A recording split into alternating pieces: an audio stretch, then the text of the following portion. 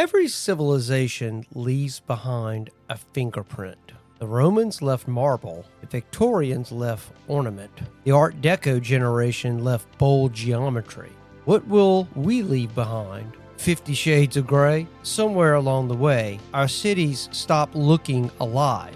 Color disappeared from our homes. Personality disappeared from our storefronts. Cars became grayscale appliances. Neighborhoods began looking interchangeable, as though originality had become a design flaw. That's not just an architectural story, it's a cultural one. Because when everything begins to look the same, you have to wonder whether we're slowly thinking the same, shopping the same, and living the same. Was this driven by economics, corporate efficiency, digital culture? Or have we unconsciously traded beauty for speed, uniqueness for uniformity, and craftsmanship for convenience? Today isn't really about paint. It's about what happens when a civilization gradually removes the color from its surroundings, and whether that change eventually reaches the people living inside them. The walls may be gray, but perhaps that's only where the story begins.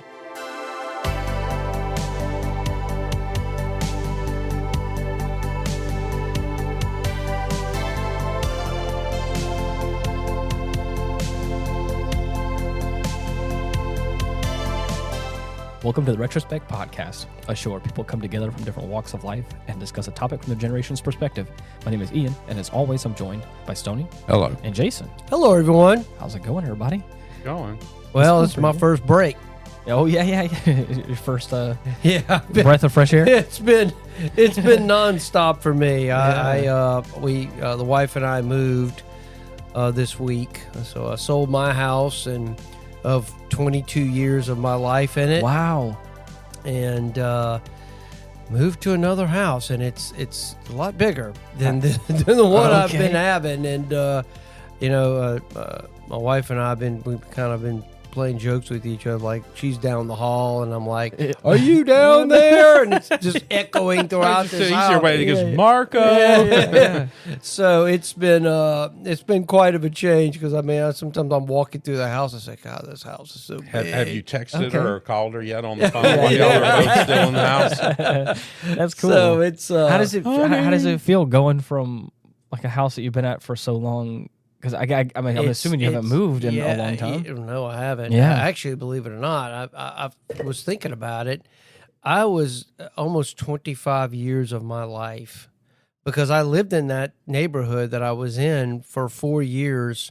Okay. Before I moved back to it, which was now, about 21 years. Right. So, literally almost 25 years, half of my life has been associated with that neighborhood. Yeah. And so I passed by it, because my wife, she asked me, are you feeling anything? And yeah. I'm feeling overwhelmed because you made me move into this house when I was happy in the one I was at. Yeah, I said, it's, it's just, I never thought I would live in a house like this. As I said, the house I was living in was maybe... It was comfortable. 13. Men don't 14, need all that extravagance. We don't need all. We don't need square that. feet. And, we don't need the size. We don't need the vaulted ceilings. Yeah, it's great if we got it, but at 60 years old, we're not going to go. I need to upsize. I need to upscale where I'm living. Yeah, hell no. It was not a house to really entertain. Right. Of course. And I knew when I got married that. That was probably one of the things that was going to happen. I was going to move. Yes. And so I promised her that we would find a house that, because you want to have a house together. Of course. Because that was my house. That wasn't her house. Of course. And and it was small, and we were on top of one another, and y'all aren't big people. That's okay. You're not on top of each other. But every now and then it is nice. Like, I feel like I understand both sides of the coin. Because I think at a certain point, like I feel like I would want a place where my wife to be would feel comfortable, and she could make it her own, and it was like a special place. And if that's something that she would really want, even though I may not want all the all the extravagance, all the nice things, especially if it's in our budget, we can afford it, and it's going to Well, you got to think about it like this. He degree. goes from a yard he can manage to now it's a bigger yard. Of course. So what she does is she compounds his work. Yeah. Okay, because now the honey-do list is going to double or triple, and now in what free time he thought he used to have is now going to be gone. Well, I will say regarding that, there really is no yard. That's good. Actually, I had more yard at the other house than I have at this one. This place is mostly all house. Yeah. There's a little bit. Basically, you can hear your neighbor fart now. Yeah, well, a little bit more on the, a little bit more on the what I would call the more HOA strict type of environment. We all know how our fans feel about HOAs. Yeah, I mean, well, look, I understand. I was an HOA president for 12 years. I kind of understand that world. I know why they exist, and I'm glad they exist because I want people to maintain their house and yards growing like a jungle or something. Yeah. So I think in a way it's good. So funny that we're going to be repainting the house, and one of the prohibitions are saturated colors. Which kind of ties into our topic today, actually. So it's so funny how all this kind of works out, but it does. It's if you look at homes today, there's a lot of uniformity to them, and basic colors. I guess the days of having a hot pink house, not without probably HOA. It's prohibited. So I mean, we've already been told no for the first thing we requested. So really, something to do with the roof, but interesting. Which I was kind of thinking they probably would deny it, but I said, well, we'll take a shot at it and see, because I didn't see anybody else in the neighborhood that what we were wanting to put. They didn't have them, so I knew it was probably a long shot, but you never know. So. Right. But so we're finally moved in fully, and I gave the keys to the young lady who bought my house. A very nice person. I wished her the best. I said, a lot of TLC I put into this place. A lot of memories here, but you make it your own now. Wow. And as you're driving away, 4 construction crews pull up and they go, tear it down. It's an apartment complex the whole inside, now. Right? Yeah, she's she's gonna be changing some stuff. She's gonna be basically. She said, "Man, you pretty much did everything to this house." And I asked her, "Were you going to be doing anything different?" She goes, "No," because I don't have any. She don't. I mean, I don't know what her financial situation. Oh, right. Is, but everything in the house is pretty much remodeled. So I mean, it's really nothing to change per se. Right, but, unless you want a special. Right, special I mean, flair, unless there's something different. Maybe she may want to repaint the wall or something like that. But I mean, whatever. But I mean, I told her, she goes, "Well, I don't want to do anything," because I had a greenhouse. Well, I don't want to tear it down because I know. I said, "It's your house now. Yeah, do what you want to do with it. It's yours now. You do what you want." Why you didn't tear that one and put it in your new house? I can't have that. Get out. HOA. HOA. Come on. Here we go. Yeah, it's how long until you're the president of the HOA? I'm joking. I don't want it. I'm kidding. I don't want. What are you gonna do with all your plants? Well, I get most of them. I gave to my friend that has the nursery. With the carnivorous plants, I brought them all over there. So the only plants we brought over are like your outdoor type decorative plants. So we've got them kind of put in the back right now. We did away with a lot of them. Yeah. And so we'll have to kind of figure out how we're gonna work it. All right, how you gonna live into it? Yeah. I mean, right now we're just trying to get the inside, of course, livable. Yeah, let's unpack all the boxes. Yeah, first. Exactly. Then I'll start focusing. Well, you said you're gonna paint the whole house. Shouldn't you paint the house before you put everything up? In its spots. Well, we're gonna do ceilings first because she doesn't like the ceiling because the ceiling's gray. Okay. Once again, tied into this topic, we actually I like bright white for ceilings. I'm not a colored person when it comes to ceilings like that. I like white. It opens the room up more. Well, it doesn't matter what you think. What does Tracy like? She likes white. Yeah. Okay, all right. Yeah, and I like white too. She likes white, so I like white. Okay. I'm joking. Yeah, I'm joking. No, that's it. No, she's her and I. Okay, honey. It's pretty funny. Her and I both are very kind of sticklers on how things should look. Yeah. I'm a very neat person when it comes to my home. I like a very manicured yard. I like flowers. I like things to look pretty. Yeah. So, her and I are kind of on the same page when it comes to that. I don't really have a particular preference on wall colors. I really don't. I mean, as long as it looks nice, I don't lose any sleep over that kind of stuff. But I do like white ceilings. But you see, what drives me crazy is like you have all these wonderful homes, Victorian homes, etc., and people come in and they destroy all of the wood, all of the color, and they just bleach it white. Yep. And you've Or lost some all shade the of character, and and Miranda uses this thing. Well, it looks expensive. No, it doesn't. I hate that statement. I hate that. I hate that. No, it does not look expensive. It looks clinical. Well, if you think about it, what did the prison systems do? They went to all gray. Yeah. They did it on purpose. Yep. And, other things, hospitals, Yeah. they're all institutional colors.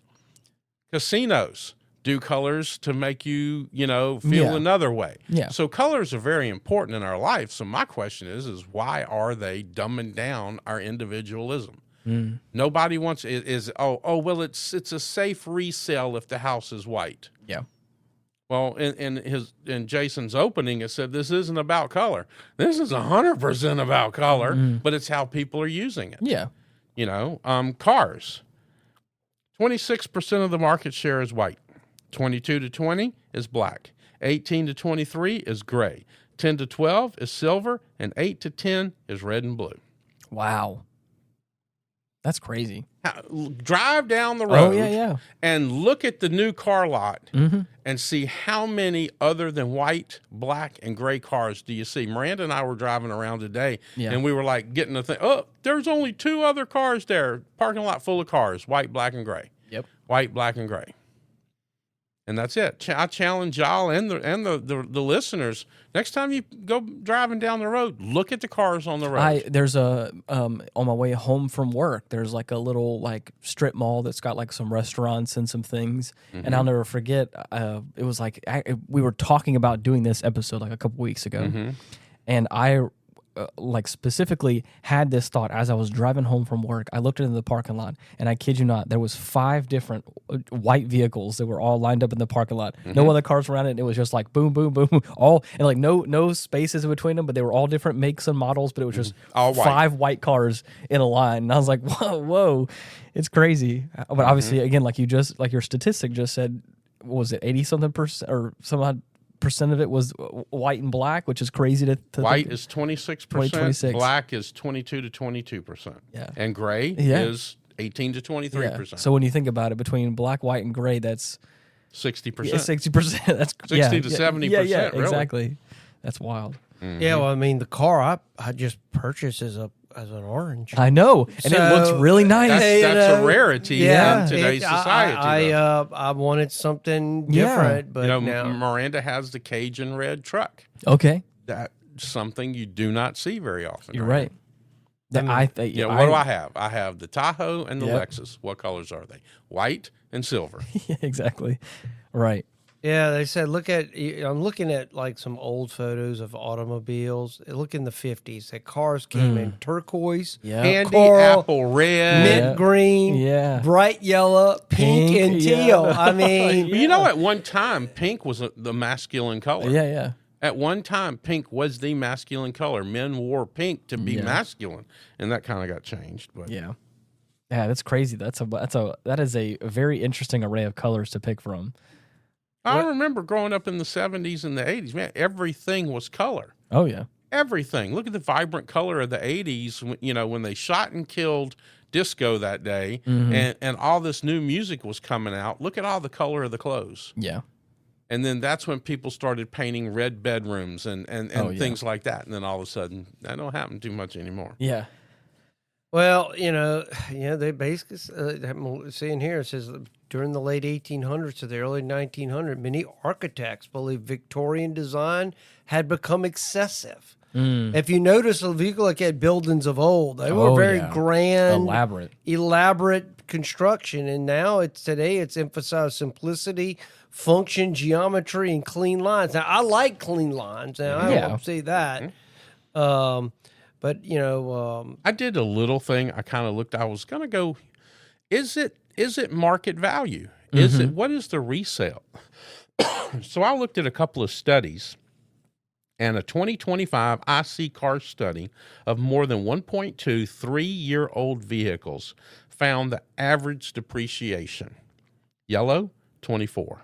Orange, 24.4. Green, 26.3. Beige, 30. Red, 30. Gray, 30.5.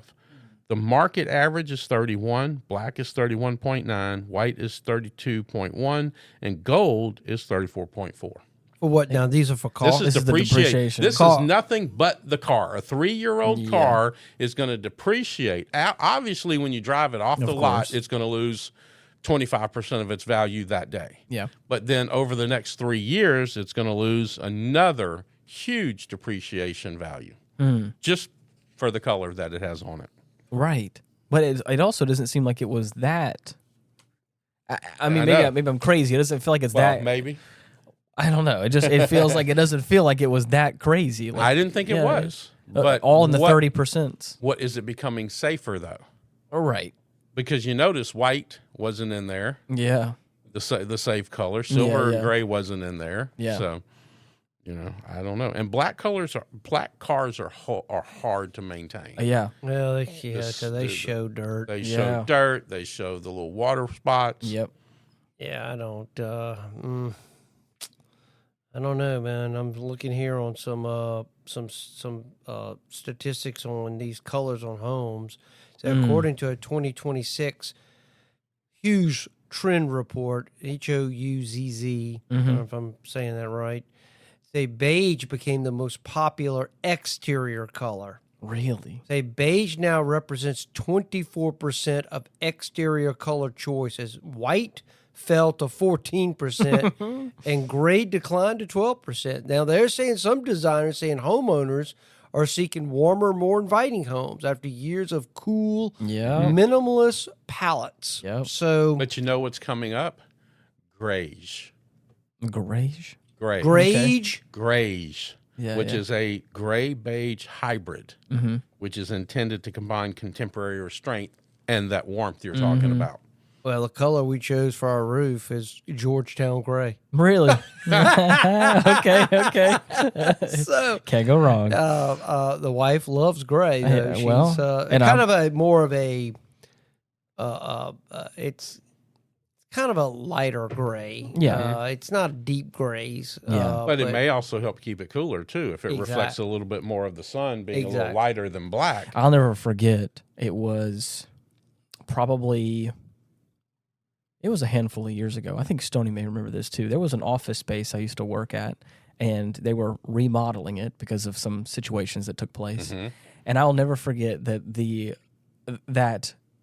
they were talking extensively about what color they wanted to paint the offices, and they eventually landed on agreeable gray, and it was the lightest shade of gray I've ever seen. And I was like, it's not really white, it's not really gray, and that was why like everyone was like, it's perfect. It's kind of it's agreeable. It's agreeable. And I was like, and that's when I thought about it, I was like, it really is that. It's called that for a reason. And again, it like an office space, there was no color in it, but I would have loved to have had. Well, Sherwin-Williams, Valspar, and Benjamin Moore and other paint companies are forecasting a move toward forest green. Yes.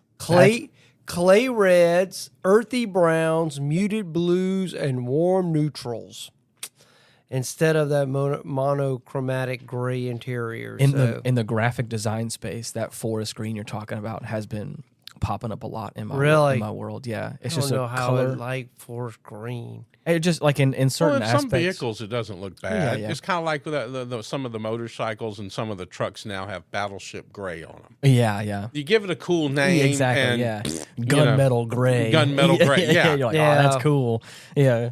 Well, the grayscale is really taking over, and I have some examples of that. The U.S. vehicle population over the years, and I've got from 1996 to 2025. And I'm not going to do all those years. I'm just going to say from 96 to 2025, this is the changes. Okay. White went from 22.1 to 25.7. Black, interestingly enough, went from 14.2 to 23.4. Gray, 3.6 to 23. Blue went down 1% from 10 to 9.1. Silver went up a hair from 7.3 to 8.4. Red went from 20.1 to 7.0. Wow. Green, what we're talking about. yeah. That's why I jumped on this so I could throw this out there. Went from 13.4 to 2.2. Now the rest of these, brown, beige, orange, yellow, gold, and purple, went from 2.9, 1.6 to almost nothing to 0.4, 0.4, 0.3, 0.1, Fell down. 0 in Interesting. 2025. Damn. So we are losing that. And the white, black, and gray, silver umbrella went in 1996 went from 47.3 to 80.4. Gosh, that's crazy. That means 8 in 10 cars are white, black, Or gray, some, silver. some flavor of gray. That's interesting. Yeah, well, they say psychology favors safe. Oh yeah. Mhm. You know, people buy homes intending to sell them someday. So it's almost like an investment. Say gray offends almost no one. Bright yellow? Some people love it. Yeah. Some people don't. Yeah. So anything where they have to appeal like, to the masses, right, I'm but gonna, you know. Yeah, I understand, but it's also like at a certain point, if you try to cater to everyone, you cater to no one, and that's where I feel like it loses the personality, it loses the flavor, But you remember back in the day, yeah. what was a white truck? It was a fleet vehicle. It was construction. Right. It was government type government vehicle. type Yeah. vehicle. You know, now Right. it's everything. Yep. Because I guess it's easy. Yeah. So they're saying the bright colors became associated with being playful or niche. Because the same thing happened with I feel like the over corporatization of like McDonald's. There was like a point in time in like the 80s and 90s. McDonald's looked where nothing like they used to Where it was look. like, it was colorful, it was fun. And then again, I think it was like sometime around like the 90s and 2000s. maybe. the late 90s. I think they got in trouble for like really catering towards children and potentially like the unhealthiness aspect of it. And so they like really leaned towards catering towards adults more. And in the process of doing that, like all the McDonald's buildings are like brown and black, and it just feels corporate and clean, like sterile. And it's not like there's no, I don't know. It doesn't have the whimsy like it used to. I mean, even Tesla is part of this. Tesla went from 7 colors to 5. Really? Yes. And didn't know 2 that. of them are a paid, you have to pay for it Extra. to be painted that color. Yeah. An upcharge for it. Yeah. You know, Daimler-Benz in 1956 had 26 colors and 23 two-tone schemes. Wow, that's cool. I mean, wow. Yeah. You know, That's interesting. Well, this is an interesting. I'm kind of going to talk about this a little bit because I don't know. They say color is associated with commitment. Really? What do you mean? I don't know. That's what I was trying to read here, but they're saying if you choose a color, it's sort of like you're marrying it to it versus the grays are more psychologically their separation, and I can just leave it when I want to leave it. And I'm wondering if there's a connection between I think it's our aversion to commitment yeah. in modern world, and that's what's driving some of this kind of neutral type colors. Yeah. versus bright colors back in the, in the I past. think potentially also, I think subconsciously colors, I think, evoke certain emotions in people. Maybe I'm wrong. This is all just a hypothesis. I think in some people But, it does. right, In and me, I'm colorblind. Right, I don't give a right, shit. right. I really don't But care. I But in do- some people, I can see that. And I think that some people, I think they say this like when you're going on a job interview, well, wear certain colors, because Right. it exudes some sort of level of confidence that people can like look at you and could probably feel a certain way. Now, is that true? I don't know. I never really tested it myself, but or again, like skin tones. You have a certain skin tone. Sometimes a certain color looks good on you. That kind of stuff. Where it's like, I wonder if that kind of plays into what you're talking about too. That like, if you have a blue car, like, do you look at the blue car or a blue house or whatever, and you're like, oh, that's not really. I'm not really feeling what that's giving me subconsciously. But, or whatever. I think you're onto something. Think about this, and it's your generation, the millennials, that have really started to pull to this minimalistic type thing Right. and minimal colors. But think about that. Who do y'all not want to be like? You've got your individualism away from your grandparents who had all these wood colors, who had all these fancy color cars and everything like that. But then what's the swing now? People are leaving, these younger kids are leaving that minimalistic stuff and going back. Because when you think about it, the auto dealers were loving this. Oh, yeah. Because their costs started to come down. Right. Because what drives the cost? But I kind of think you're kind of onto something right there, Ian, because your generation doesn't want to be like their grandparents. Oh, right. You don't want that TV that you were going to hand down to somebody. That old country couch with the real wood, with that your grandparents had and then had it wrapped in plastic. Yep. Y'all want to be so far away from that. The real color in the walls, the Yeah. real color on the, like Jason said, on the outside of the houses. There was a time you could go blue houses, yellow houses, all these pastel color houses in neighborhoods. I'm sorry, as colorblind as I am, those neighborhoods looked great. Yeah. But now the HOA says you can't do that. Really? No. What happens if I want a blue house? Yeah. I wonder. Then go move somewhere else. I like the house I'm in. Yeah. I wonder. I mean, I potentially wonder if that's what that potentially is, or like you look at, like, for instance, like let's say buying a red car, like what if you are to like commit yourself to owning a red car for over 5 years? Like, am I the kind of person who wants to drive a red car? Like, is that? Well, there's a lot to be said for you look at a car. Yeah. And we've all seen them. It's like, man, that car's fine, but will I like it 5 years from now? Yeah. Will I be comfortable driving that kind of car? Like, I remember when I bought my Trans Am that I had. I brought that car brand new off the showroom floor, but I could have gotten the 30th or 35th anniversary edition, which was yellow. Nice. And I asked myself then, do I want to? what is that going to look like 8 years from now? Yeah. Will it still provoke the same thing in me that it's invoking at that moment? Right. And so I made a decision. I bought a white one. Mm-hmm. Easy. It Yeah. was easy It's because easy, yeah. I knew white, it's white will always be around. So yeah, I mean, I thought about that because knowing that it's like if I bought that, it's sort of like basically I'm hooked to it. Yeah. It's because I know people probably would like white.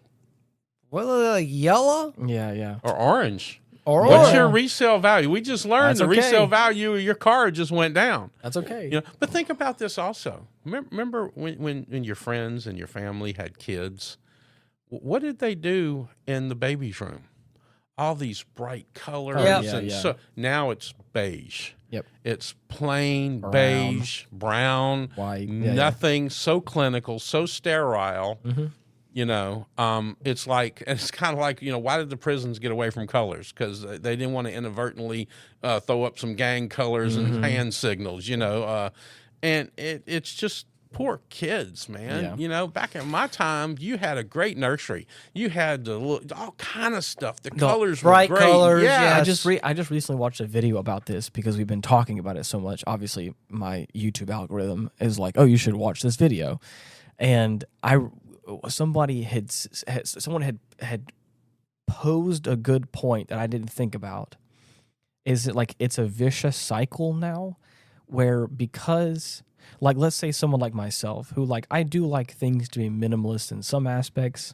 I don't like to be too overly gaudy with some stuff, but there are some things that I do like, and I would like some color in my life, and I would like some things to be antique or special. You want in it to some be way. you. You want to have a little individualism in that. But the thing is that like if I'm to go purchase furniture anywhere, they're manufacturing furniture to the masses, which all primarily want this certain type of color pattern or modern aesthetic, quote unquote, if you want to call it that.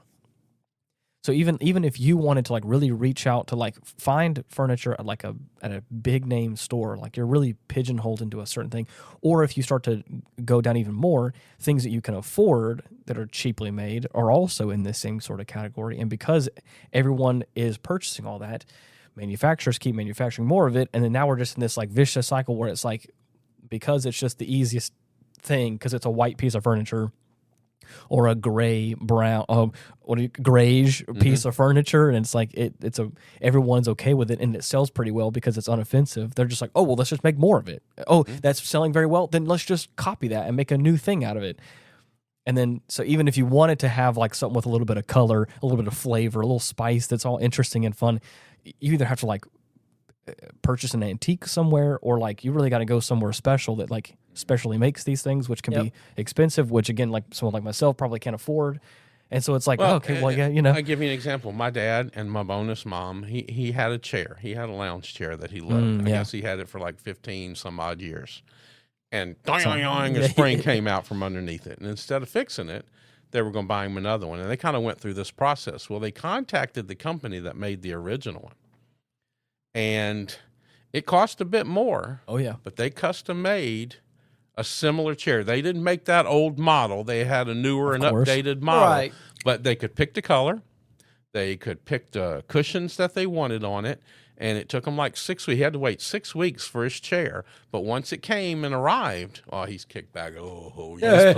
He loves his chair because you can still get custom stuff made. Oh, yeah. It's pricey, but it's still you can still get it done. But like you said, for the masses, keep putting out this crap. Oh, yeah. The junk. Right. Well, Matt, it's a global market, so it's just easier. Oh, that's what I'm saying. It's easier to keep everything uniform. Yep. And like I said, once you make like an inoffensive white table and everyone buys it because it's like, it's just simple and easy and not super expensive, they're like, well, this is the market.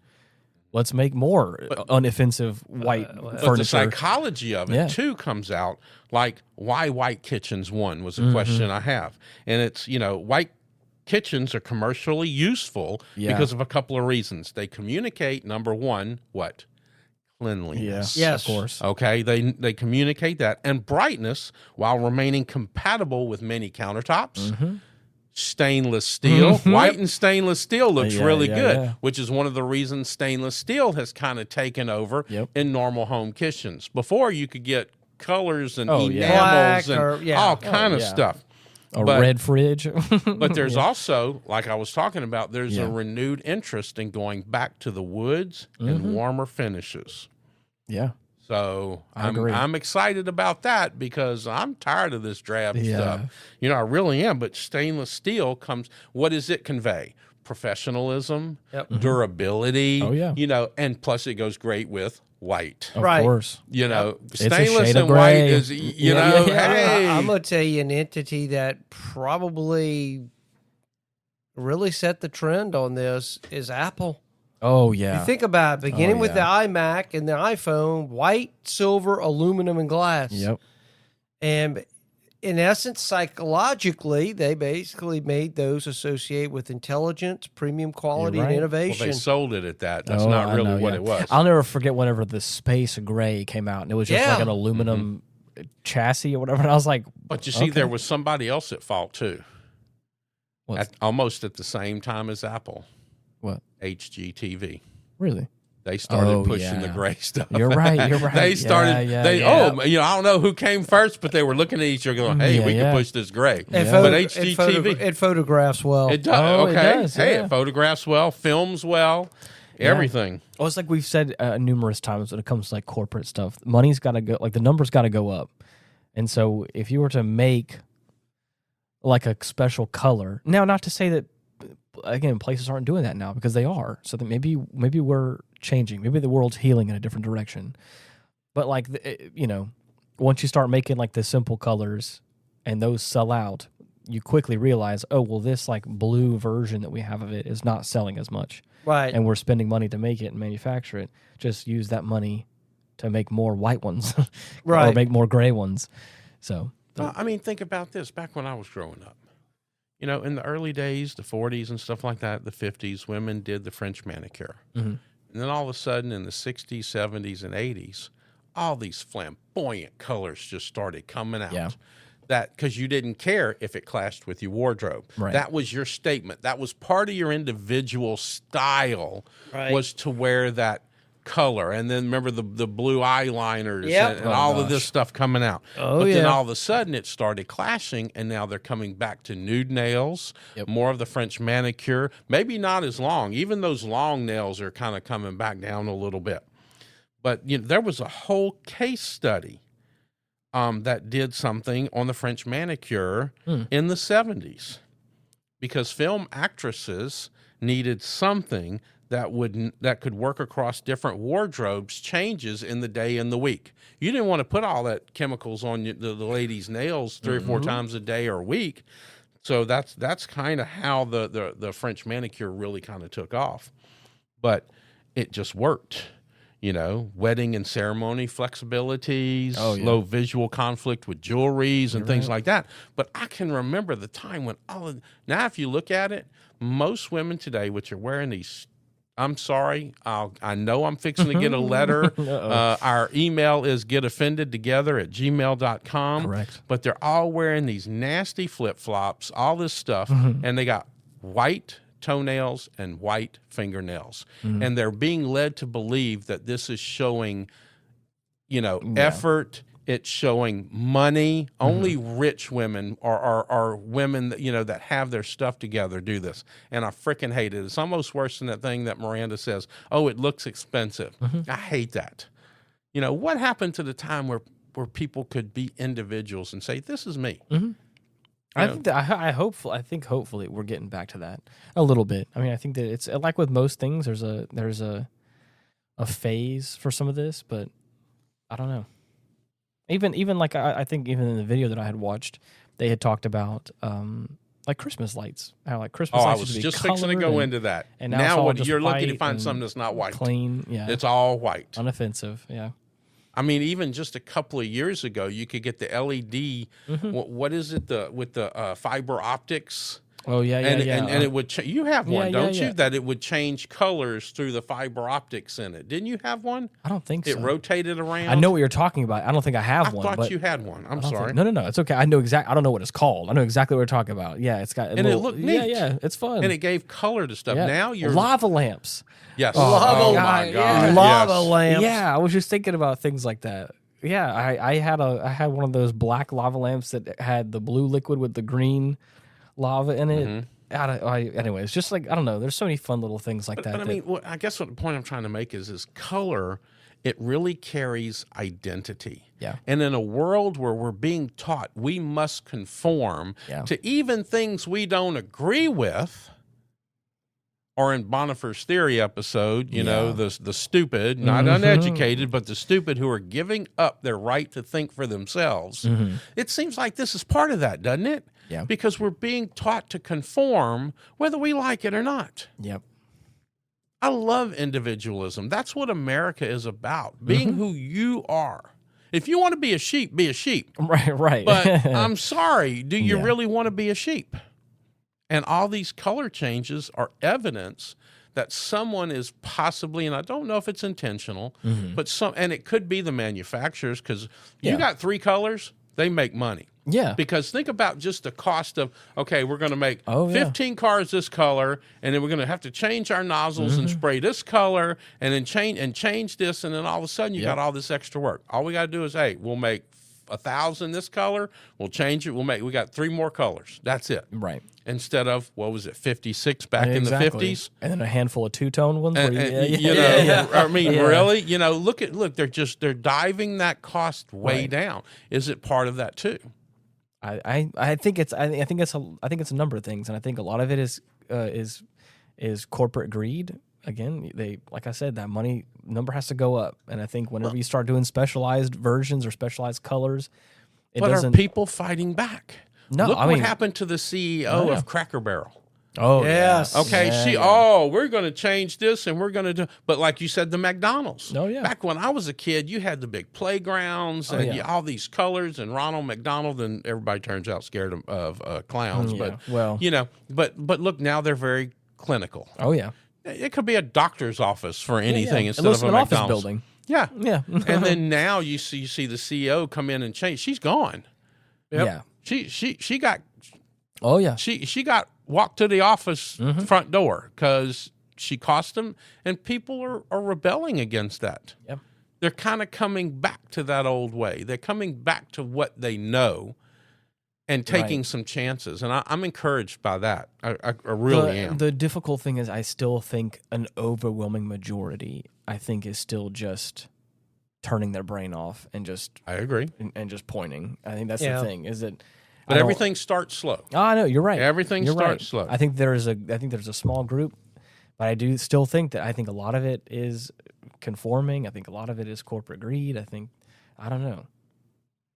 And again, like we've talked about, just circle back around when it comes to houses and resale value on cars. I think that possibly that's what people like to think about as well, is they don't want to. I don't know. They don't want to be too. They don't want to stick out too much. Mm-hmm. So I don't know. Well, I just think that I think there's something to it. The idea of these kind of big, bold colors that kind of reach out and grab you symbolizes kind of a more positive view of your world. Mm-hmm. I think as things have become more cynical, less believing in the future, I think this natural shift to safe, because I don't feel like, to me, big, bold colors broadcast confidence. Mm-hmm. Individuality. It does. There is a deal like, here I am, and I've got the world by the bullhorns, and I'm in control. I think we've retreated now where we'd rather be safe than sorry later. Yes. And that's that risk aversion. I mean, it really is.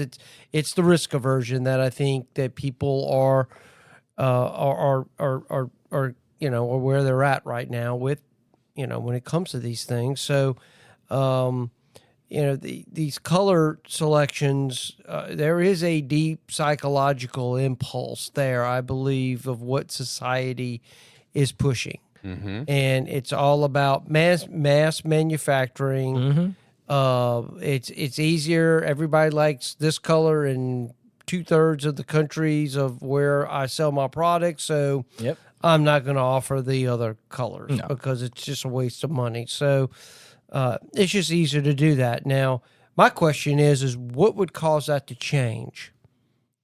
I think if people, that's the difficult part. I don't know. I mean, what would have to happen to us to go back to that post-World War II kind of big, bold colors and making big statements and stuff like that? What do you think would have to change? Well, I think the first thing would probably be some sort of big conflict, like a war or something, that would probably shift our perspective on some things. Well, it's kind of funny you said that. What hasn't changed color-wise? I don't know. I have a list. Okay. Sneakers, gaming hardware, children's products, streetwear, sports cars, cosmetics, custom vehicles, limited editions remain colorful. But look at sneakers today and gaming hardware. When you buy a new computer, you're getting the all the LEDs, you know, all the different colors. But look who's using those things right now, the younger people. Right. Yeah. Interesting. Well, you know, evolution was wired color into our survival. So, I mean, it go back to the caveman time. I mean, is this fruit ripe? Yeah. Is that animal poisonous? Do I want to stick out so something can see me, or do I want to blend in so no one sees me? Is there fire nearby? Is someone healthy or sick? Yeah. Is it dawn or dusk? I mean, yeah. all these things, before we had concepts of all that, they would probably look at the sky and go, okay, it's that color, so that means this. And so it's just funny how all that kind of just, you know, plays on each other as time goes on. And, you know, I look at all those pictures of all those of the 50s and those big cars they drove, and it was some very bold colors. I can't imagine anybody buying cars like that anymore. With that kind of you have thing. a turquoise or a pink car, I can almost guarantee you no one. No, I mean nobody, because it's like, who would buy this car for me? I would own it. Yeah, till the wheels fell off and the engine fell out of it. I mean, it's just, so I don't know. I think though that we are in a very, what I call kind of an industrial box when it comes to our because we don't want individuality. We want it to a degree, but we really don't want to push it too far. That's what I mean. I think some people like to stand out a little bit, but you don't want to stand out too much. Well, it's sort of like, it's like with an agency or a company, instead of just going out on a limb and doing something, say enacting a policy, what do? Well, what is everybody else doing? You see what I'm saying? That's kind of the point. Did culture dominated by concentrated institutions learn that standardized people are easier to predict, they're easier to market to, sell to, finance, categorize, influence, and did aesthetic sameness become one visible consequence? I mean, think about that. We're being directed into that by people, you know, hey, call up Ford and tell them you want this funky color and thank you. But think about that. You know, we're being kind of directed. Are we easier to control like this? You're going to have a white car. Yeah. And now you're going to have a car that we can shut off in 2027, whether you like it or not. Because we don't feel we're strong enough to stop that. Well, the emotional meaning of color has shifted. Really? Yeah, so throughout history, bold color frequently symbolized celebration, prosperity, religious devotion, civic pride, or local identity. And that makes sense. Yeah. With at the time when these colors were big and broad, were coming out of World War II. Oh yeah. The economy is booming. You know, it's a lot of wealth is being generated. Everybody is getting a home. Oh yeah. And all that. And it's just, you could tell how the culture reacted and what kind of came forth. They're sort of like what sort of art. In essence, I look at this as a canvas. What sort of paint was put on the canvas? Right. And we were excited. We were, you know, the future is ours, and you know, prosperity is to far as we can see. And then all of a sudden, it changed. So I don't know where we're going to go. I know these things have a tendency of kind of going back and forth. Will we ever in this country go back to what it was in 1950? I don't know. It'll probably be a new flavor of that. Right. I don't know. I mean, I guess something would have to happen in the world where we would have to have, you know, kind of a rebirth and an excitement for the future, and we can do anything, and you know, that's just that confidence. I don't think we have much confidence anymore. We don't. We don't, because So we can't afford to be like the elite. But there are some things we can do. If they tell us that these things are what the rich people are doing, the aesthetics. What can I do? I can't afford an $8,000 cashmere coat, but I can afford $60 beige coat. Yep. Right. I can't afford a $12 million minimalist architectural house, but I can afford white cabinets. I can't afford black fixtures and grayish walls. Yep. So they're spoon feeding us, telling us that we're going to look wealthy, we're going to feel wealthy, we're going to by doing the things that they can make money off of. Mm-hmm. I mean, I think, And think about this: Target, IKEA, Amazon, automakers, developers, furniture manufacturing, that Ian said earlier, clothing brands reproduce it at scale. That's exactly what they're doing. All of these things that they're spoon feeding us, Yep. they're going to mass manufacture it. I would say, but I still think people have not abandoned color. I kind of like how they put it here. It's that instead of permanent colorful walls, they may choose colorful throw pillows. Yeah. Artwork. Yeah. That's color. Plants. I'm big into that. I love a flowery bed with lots of flowers with different color. Mm-hmm. Seasonal decorations. We all put up Christmas lights or whatever the case may be at certain times of the year. Our clothes. Yeah. There are people who wear some very flamboyant clothing still. It's just things that are permanent that you find. Think about this. You get the white car or the black car. What do? You put the rims on it. Exactly. Mm-hmm. Yep. You start doing other things You to start it. doing other things to it. Yeah. The permanent features stay neutral, but the accents change. And that's your individuality. Mm-hmm. There's the individuality that comes out. I get my standard issue white car, but I can put stickers on it. Yeah. That's interesting. Yeah. We all consume the same stuff. Pinterest boards, renovation shows, influencers, furniture catalogs, and design trends. They say millions of people independently make safe choices, can produce surprising uniformity. But are they making safe choices? If Ford offers 40,000 white trucks, 25,000 black trucks, 22,000 gray trucks, 3,000 blue trucks, 700 green trucks, and 300 orange trucks, what does the sales show? Customers bought neutral trucks. Yep. Mm-hmm. That's what I'm saying.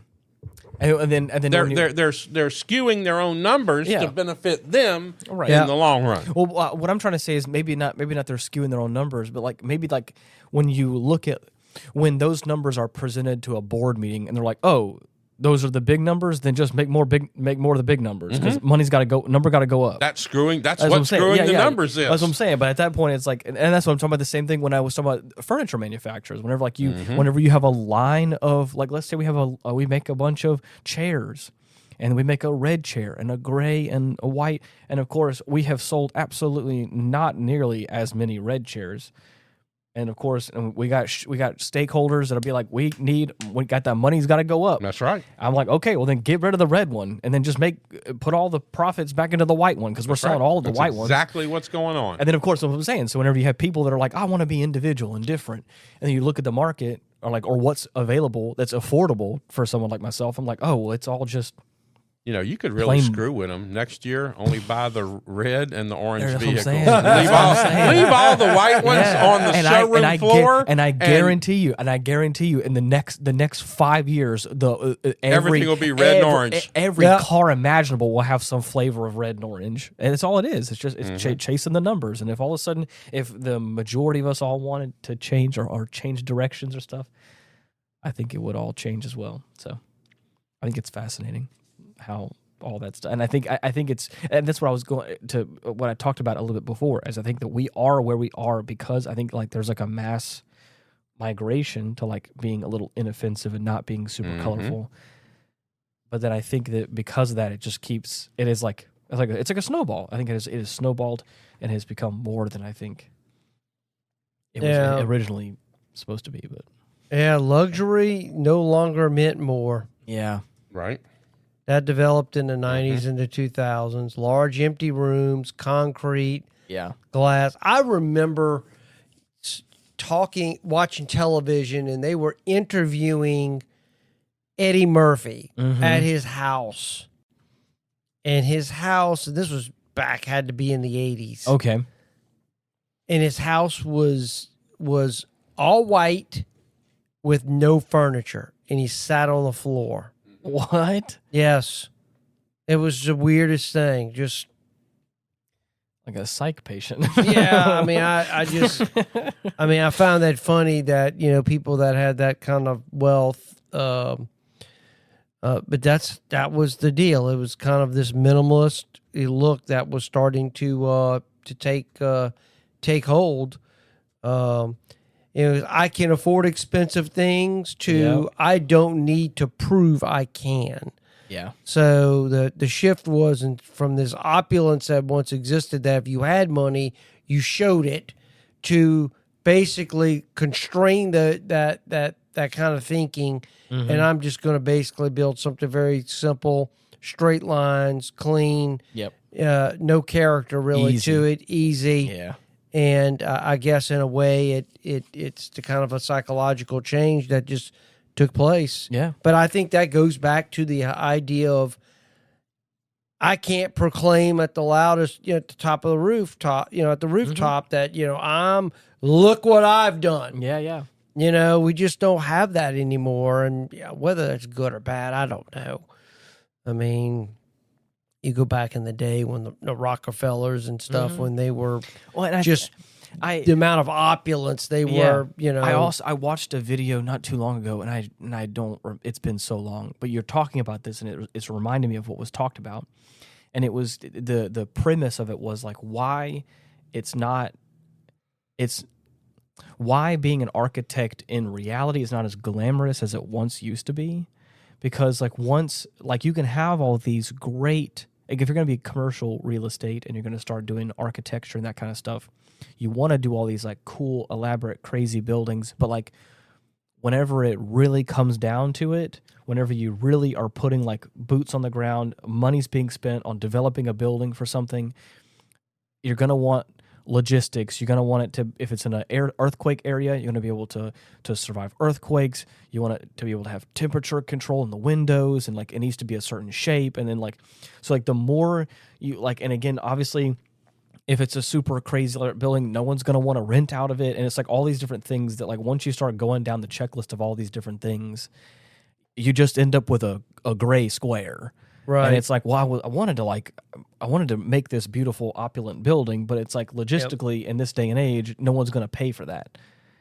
And I feel if all of a sudden if someone wanted to throw enough money at a project that's and I think that's happened once, you have these tallest skyscrapers in the world, Burj Khalifa, and these other crazy special ones. You have people that are I want to specifically manufacture this special building, or they have a certain company or individuals that want to financially back that sort of thing. Is the Khalifa still the biggest, tallest building in the world? I believe so. I don't think there's been anything. Let me look and see. World's tallest building. I can't even imagine. It says the world's tallest building. Look where it was built. Yeah. I mean, they're still building these massive mega projects in some of these countries. And to me, that symbolizes something about them. Yeah. That we're going to do this. I have not seen that here in America at all. It's gone. There used to be a contest to who could build the tallest building. We haven't participated. I think the last thing Louisiana is known for the tallest state capital in America. Yeah, that's it. I thought it was between us and Nebraska. I think we're still it. Nobody does the tallest building anymore. Well, because I think also some of it is, I think that once you start getting into regulations and safety concerns and codes and all these other things, you kind of get pigeonholed into a certain thing. At least that was what the video had kind of talked about, is once you can have these crazy elaborate ideas, but once you start to try and make that happen is when reality hits you, and it kind of pigeonholes you into making another gray square. And it's well, that's reality is what it feels like, because you don't I don't know. And Well, think about McDonald's. Yeah, Think yeah, about, okay, your generation aren't having kids. you're right. So why do you want a high-colored McDonald's with clowns and play areas? And no, what do you want? You want minimalist. I want to go in, get my food, get out, and go do what I was doing. Yep. So we're not taking those chances anymore because, like you said, hey, once you get down to the nitty-gritty, this is all we want to do. That's right. Yeah, it's definitely that to me. If you look at the McDonald's, that tells you the symptom of America right now. I think there's a powerful correlation there between that and the state of our world now. I really do. As simple as you would think McDonald's, but to them, removing the playgrounds, removing all that, that's telling me something has shifted in our society. We are number 7 for the world's tallest buildings. We have One World Trade Center is In Chicago, right? Is in New York City. Is the 7th highest. Oh, it's the Sears Tower in Chicago. I forgot. Yeah. Yeah. So one is the name here. It says One World Trade Center Right. in New York City is number 7th on the world's tallest buildings. That's the first one we have on the list. Besides that, it's Seoul, Korea, Shanghai, Dubai, and a couple other different countries, on the list as well. So, but that's I don't know. It's crazy. I think this color change is the psychological shift that's occurred in our society as time has gone on from the heydays of the post-World War II era to today. We're being taught we don't need to be individuals. We're taught you need to be, what did Mondami say? The warmth of collectivism. Yeah. Screw that. No. Collectivism is standardized colors and nothing looks different. Saudi Arabia just came out and said you cannot have a Christian building in Saudi Arabia. Why is America allowing it? That's crazy. It's that I think goes to a deeper issue. Because the liberal Democrats and the collectivism of communism and socialism is embracing Islam. Exactly. There's a marriage between the two. And this is part of it. They want us to be sheep. They want us to be directed. And I think this color thing is kind of not intentional, but part of it. I think it's, I don't want to say symptom, but maybe it's just one of the parts that are happening because of what they want. Yeah, I think there's been a lot of fertilizer put down to get to a point where we have people where we're at today as our society and what people are embracing nowadays. And I think I think this is so fascinating because it's tied into what I feel like we've been talking about in recent history a whole lot with like surveillance and things like that. Is like it wasn't just. It's all just a slow trickle. It's just like being okay with this, being okay with that. You check a box here and hit accept, and before you know it, you're just like, yeah. And then, it's... Well, everybody's doing it. Well, if everybody's jumping off the Mississippi Bridge, does that necessarily make it a good thing? Exactly. No. Yeah. So anyways. Oh, yeah. This is a fun topic, I know, though. This is kind of... this is kind of just a little bit different. That's interesting. A little bit of a psychological game here with some of this stuff. So, but you notice it's all kind of tying in to kind of what's happening in the world right Perspective. now. Yep. There was a... this topic made me think of a character in a book. And if anybody knows the Timothy Zahn Star Wars books, the villain of the book is Grand Admiral Thrawn. Yeah. Thrawn's his genius in his tactics. He goes, you can always know what a culture is by their art. If you study a culture's art, you can understand their tendencies and how they think. This made me think of exactly that. Yeah. Well, this comes from America. This comes from the Roman Empire. When you look at where our art was in the early days, look at the Roman Empire. The artwork in Rome was the gladiators, the soldiers, the fighters, and all this. Then all of a sudden, what was the martial prowess? Then it's little boys and girl dresses. Right. Oh, what did I tell you? Now look at America. What's our artwork? You know, before it was these fantastic, amazing stuff. And now look what's considered artwork today. Somebody can go take a crap on the street and call it art. Right. Yeah, that's... And that's what some of the artwork is today. We're going to be looking for some art pieces for our new house, and I know my wife has basically said, I want to get, maybe a nice local artist. You want me to come take a dump on your front yard? And take a painting of that? Yeah. Yeah. So it's just, I hope we can find something nice. Sure. There's a lot of nice stuff. So, but yeah, I do believe that what we're seeing is, and as I said, it seems to be some of the trend. The trend's coming back. Which is typical what happens. The woods and some of the other. So the more warm colors, I think will come back. But I still think the vast majority are still kind of stuck in the concrete, metal, glass, aluminum type of, look. And we're still utilitarian in that regard. We're not about proclaiming greatness and exceptionalism and boldness and individuality. Right. And none of that doesn't really, that's just not pushed anymore. So we'll see how this plays out over time. Right.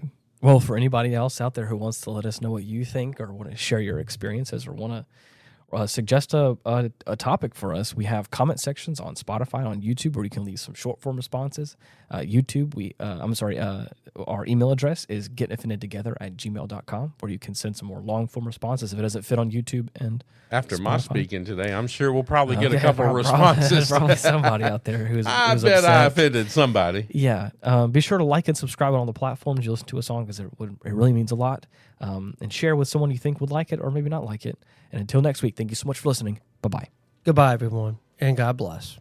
Maybe we've spent too much time asking where the color went. Maybe the better question is, who says we can't bring it back? Because after everything we've looked at, there's still some hopeful buried inside of all of this. Markets follow people too. Manufacturers aren't gods. Trends aren't laws. Algorithms aren't commandments. If enough people want green cars, somebody eventually starts to make green cars. If homeowners got tired of gray floors disappear. If people start buying blue kitchens, bold furniture, colorful clothes, and products with actual personality, somebody somewhere will figure out how to sell them. That's how trends change. One generation inherits the previous generation's normalization. Then eventually somebody says, yeah, I'm done with that. Maybe we're already seeing that. Warmer woods are coming back. Greens are coming back. Individuality is creeping back into homes. Automakers are experimenting with stronger colors again. And after years of clean, sterile minimalization, people are rediscovering texture,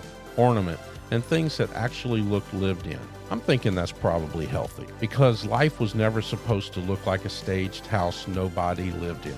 A home should tell you something about the people inside of it. Your clothes should occasionally say something of you. Your choices shouldn't all be dictated by what some imaginary furniture buyer may think. And maybe that's the bigger takeaway from this entire conversation. Don't confuse fitting in with belonging. Those aren't the same thing. One asks you to disappear into the crowd. The other gives you enough security and confidence to show up as yourself. So whatever generation you're from, Boomer, Gen X, Millennial, Gen Z, maybe there's something we all can agree on. The world doesn't need everybody choosing the same thing. It needs people thoughtful and confident enough to know why they're choosing it. And if that happens to see an orange car in the parking lot tomorrow, give that person a little respect. Somebody had the courage to make finding their car incredibly easy. You're the best. Thanks for hanging out with us today. Peace.